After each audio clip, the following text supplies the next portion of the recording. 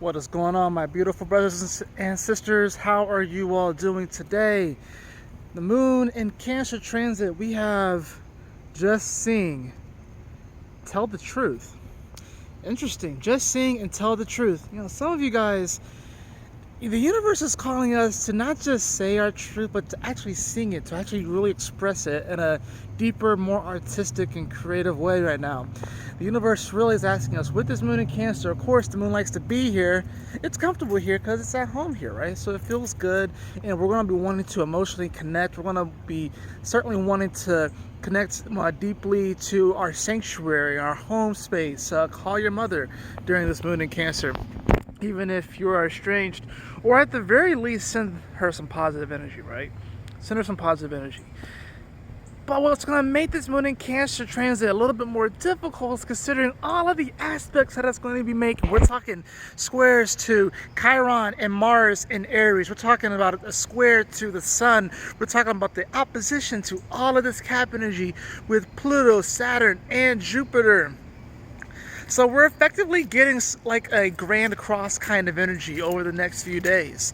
While it might not be exact as far as the degrees, we're going to be kind of going through this. It's going to be like we're going to be going through this energy, this sort of Grand Cross at the crossroads kind of energy over the next few days, and really asking ourselves how we really feel about this. Because guys, the next time that the moon comes into Cancer, it's going to be after the election. So this is going to be sort of like one of the last times that we actually get to really go deep within ourselves and ask ourselves how we really feel about this.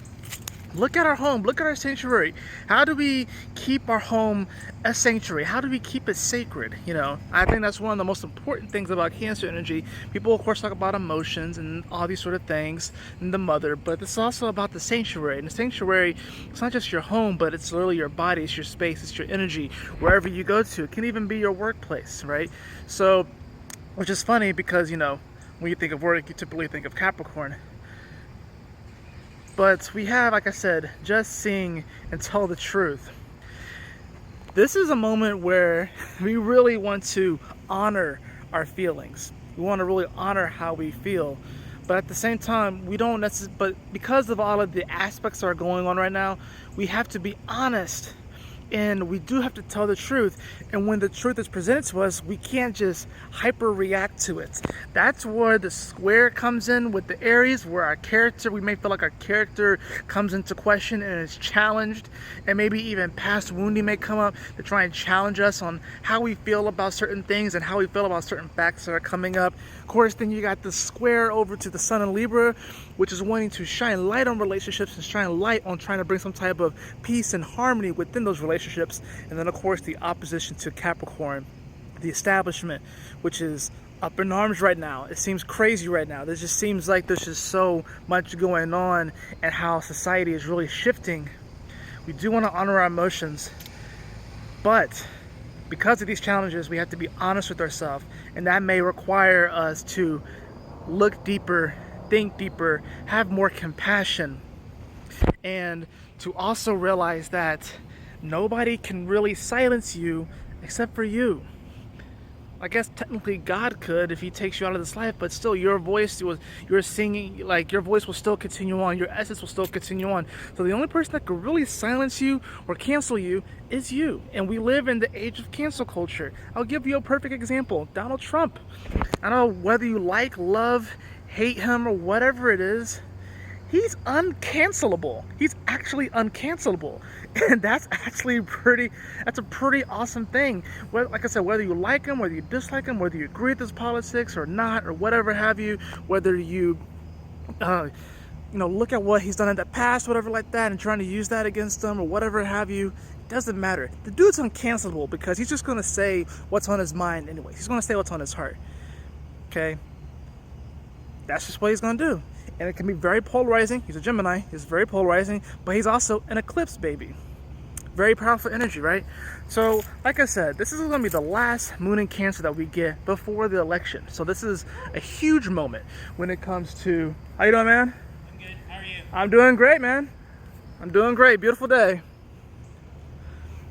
Like I said, this is going to be the last time where we really get to have the moon in its home spot, and we get to really feel through all of these different areas. We get to feel how we may feel challenged by the Aries energy, how we may feel opposed by the Capricorn energy, or challenged by the Libra energy. And of course, we have to take into consideration the other things. We do have Mercury in Scorpio, so there's going to be a trine there. There's going to be also, of course, a trine to Neptune. So there's going to be some positive things here, some positive ways of looking at our emotions and evolving the way that we think and how our thoughts can affect our emotions and whatever have you. That being said, take the next couple of days to not worry so much about the outside world and what the outside world has to say about you and your path and your journey, because no matter what they say, they can't cancel you without your permission. So be uncancelable. That should be your motto for the next few days. Be uncancelable. And it doesn't necessarily have to be in a super social setting like on social media or whatever like that, but there may be moments where you want to try and cancel yourself, where you say that, no, I'm not good enough for that.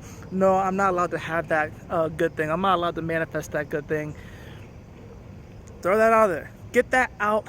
Throw it out. Throw it over there, okay? All right? Because you've been playing tennis in your mind, going back and forth between two different things, going back and forth, back and forth, back and forth.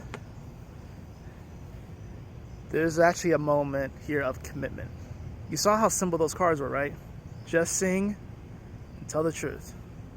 Just sing and tell the truth.